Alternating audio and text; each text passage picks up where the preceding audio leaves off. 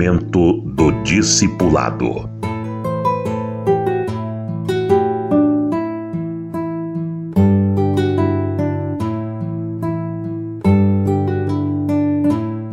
Ser discípulo de quem? Pois é, o cristianismo institucionalizado e prostituído veio a dar nesse estereótipo que nós conhecemos hoje em dia. Templo não tem nada a ver com a vida cristã. O templo é símbolo de uma alienação, é símbolo de uma estagnação. O templo com 4 paredes é símbolo de um cristianismo não atuante no mundo, mas trancado, fechado, guardado como o sal dentro do saleiro.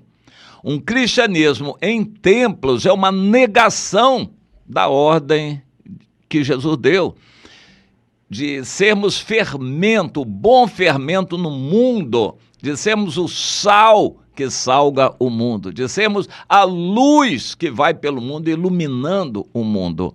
Os templos são uma negação disto. O templo é o símbolo da institucionalização do cristianismo. O templo gera um ambiente artificial, de roupas artificiais, a pessoa se veste bem. Não é para Deus que ela se veste bem, é para se mostrar para as outras. E com aquela roupa, com toda aquela vaidade, a pessoa não tem a liberdade, a humildade de se quebrantar, se derramar diante do Senhor. Os templos convidam a um ambiente artificial, convidam a uma vaidade de liderança.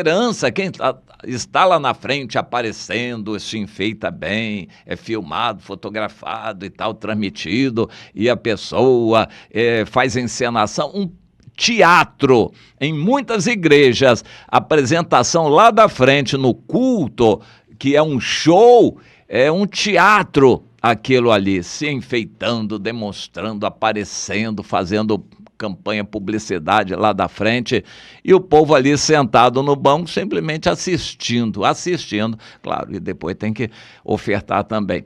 Mas isso é artificial, isso não é cristianismo. E para ser um cristão desse jeito, não precisa nem conhecer a Bíblia, porque só vai assistir reunião lá na igreja, lá no templo, que eles chamam de igreja. É triste isto. A negação de tudo que Jesus fez. Jesus nunca se trancou dentro de um templo para ficar fazendo reunião, entretenimento religioso. Jesus deu o exemplo, ele é o modelo, ele deu ordens claras, ensinou os discípulos para eles fazerem o que Jesus fazia, deu ordens para que todos os que fossem discipulados fizessem a mesma coisa. As igrejas fazem exatamente o contrário. Quem está trancado nesse sistema de igreja está longe da salvação, longe da vontade de Deus, no meu entendimento. Então, quando a gente fala de discípulo, a maioria dos crentes não sabe o que é isso e não tem sentido para eles. Pois é. Alguns acham que discípulos eram só aqueles lá do tempo de Jesus. Não faz sentido falar em ser discípulo, fazer discípulo. O cristão que não faz discípulo, ou pelo menos não está empenhado em fazer discípulo, está desobedecendo o Senhor, desobedecendo o Senhor. Então nós falamos em fazer discípulo. O que é discipulado? É um cristão ensinar um mais novo como é ser um cristão. A ser como Jesus quer que a gente seja, a ser como Jesus era, ensinando a ser um cristão, como Deus quer. Isso é discipular, ensinar, mas tem que ser concentrado nos primeiros tempos de vida cristã. E depois a pessoa vai crescendo, isso vai espaçando, mas no início tem que ser com muita intensidade. E a maioria dos cristãos não sabe, nunca foi discipulada, também não tem a mínima ideia, e a igreja não exige isso, então eles vão levando a vida cristã somente assistindo reuniões e achando que podem ser salvos dessa maneira. Mas, então, a gente diz, eu não entendo nada de discipulado, não sei, nunca fui discipulado, não sei o que é isso. Para ser discípulo, o que eu tenho que fazer? Pois é, você só vai conseguir fazer discípulo se você também for um discípulo. Você tem que ter um líder. Ninguém está ligado no corpo de Cristo se não tiver um líder. Você tem que ter um líder que vai discipular você. Você vai perguntar, esse líder vai orientar você em como ser um cristão. Todo cristão precisa ter um líder. E você vai ser discípulo e vai procurar alguém. Quem? Pois é, eu quero fazer alguns comentários a respeito disso. Você só vai conseguir fazer discípulos se você for um discípulo. Há crentes, líderes, pastores, teólogos com grande, profundo conhecimento teórico da Bíblia, mas que não são discípulos e não conseguem fazer discípulos. Mas eu quero tomar como referência o Davi. Davi errou muito, mas ele era aberto, sincero, tinha um coração como o coração de Deus. Ele sempre orava a Deus, chorava quando fazia coisas duras, violentas, erradas, pecados. Ele se arrependia diante de Deus e chorava diante de Deus e Deus o perdoava. E em 1 Crônicas, no capítulo 18, descreve grandes vitórias que Deus tinha dado a Davi. Por onde ele ia, havia guerras e problemas e ele vencia as guerras todas. Ele pôs guarnições em Edom, o país vizinho, os descendentes de Esaú, e todos os edomitas ficaram por servos de Davi. E o Senhor dava vitórias a Davi por onde quer que ele ia. Mais adiante, como ele conquistou os amonitas e o país de Amon, ele era amigo do rei Naás, tinha até mais alguma coisa de relacionamento. Davi valorizava, mas aquele homem morreu. Quando ele morreu, o filho dele foi mal aconselhado e criou uma guerra contra Davi. Se deu mal. Davi venceu mais aquela guerra também. Ele não procurou a guerra veio a ele. E Davi vencia todas.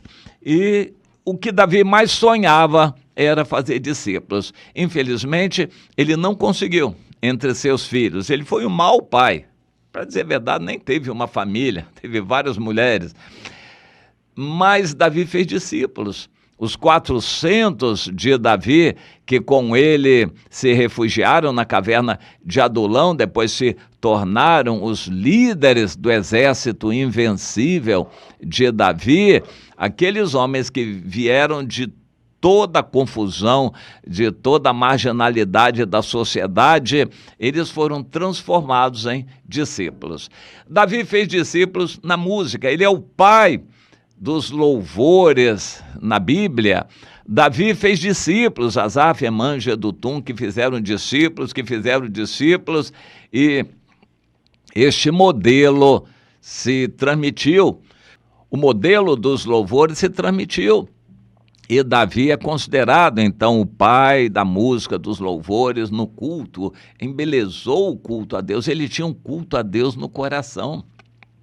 Davi tinha o culto a Deus no seu coração. Então, Davi fez discípulos. Procure um Davi, mas Davi não vai haver nenhum hoje em dia, mas Deus tem pessoas bem-sucedidas.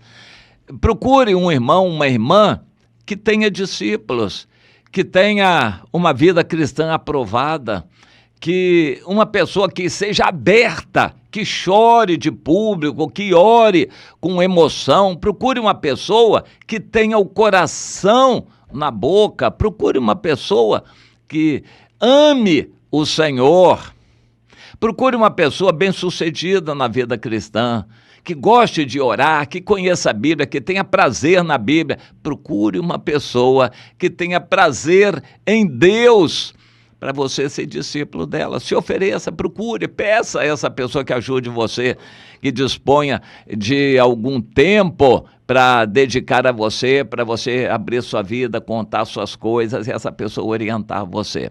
Então, ser discípulo de quem? Cuidado.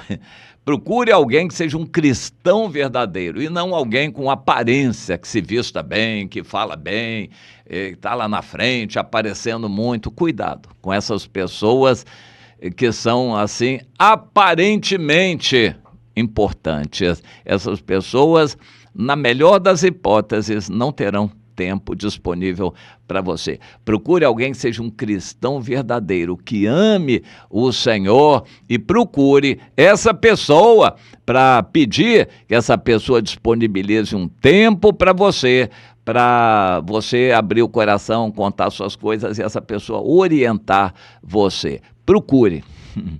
Não fique passivo esperando que alguém venha a você. Você procure uma pessoa que seja a semelhança de Jesus, uma pessoa que seja a semelhança de Davi. Pode até ser falha, mas que seja como Davi, aberta, transparente, coração na boca, que goste de orar, que se derrame, que seja assim, louvadora do Senhor, tenha prazer no culto a Deus.